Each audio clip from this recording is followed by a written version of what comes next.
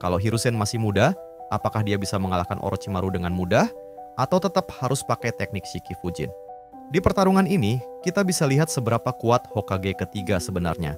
Yuk, kita bahas.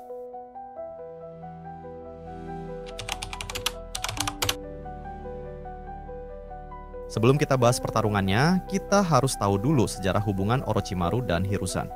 Sejak kecil, Orochimaru udah dianggap murid berbakat. Bahkan Hiruzen sendiri melihatnya sebagai calon Hokage. Tapi karena haus akan kekuatan, Orochimaru justru memilih jalan kegelapan. Dia melakukan eksperimen terlarang, menculik warga Konoha, dan akhirnya diusir dari desa. Sejak saat itu, dia menyimpan dendam besar pada Konoha dan gurunya sendiri.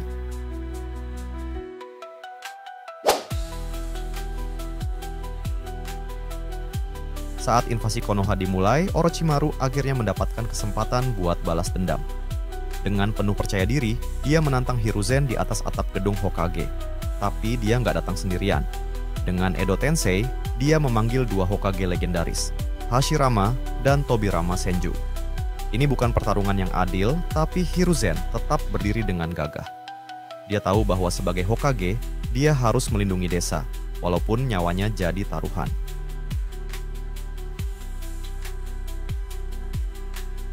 Di sini, kita bisa lihat pengalaman bertarung Hiruzen. Meskipun udah tua, dia tetap punya teknik yang mematikan. Dia menggunakan Shuriken Kage Bunshin dan berbagai jutsu elemen. Tapi masalahnya, tubuhnya udah nggak sekuat dulu.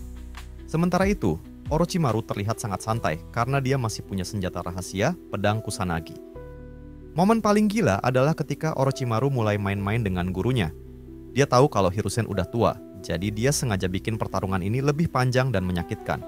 Tapi Hiruzen nggak tinggal diam. Dia memanggil Enma, monyet legendaris yang bisa berubah jadi tongkat adamantium super keras. Dengan senjata ini, Hiruzen mulai melawan balik.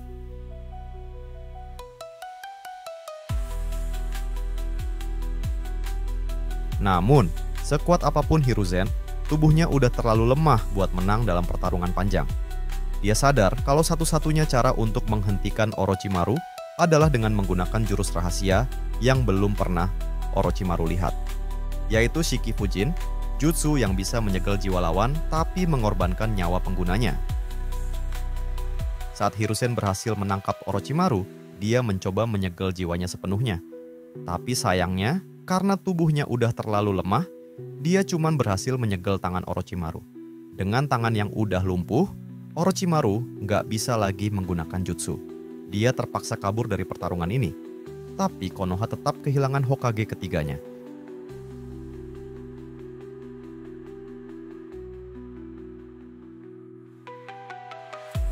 Jadi, gimana kesimpulannya? Seberapa kuat Hiruzen saat tua?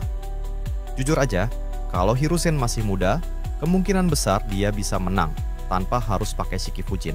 Tapi dengan usia yang udah tua dan tubuh yang melemah, dia nggak punya pilihan lain selain mengorbankan diri.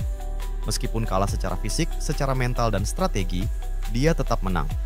Karena di akhir pertarungan, Orochimaru harus kabur dengan tangan yang lumpuh, dan invasi Konoha akhirnya gagal.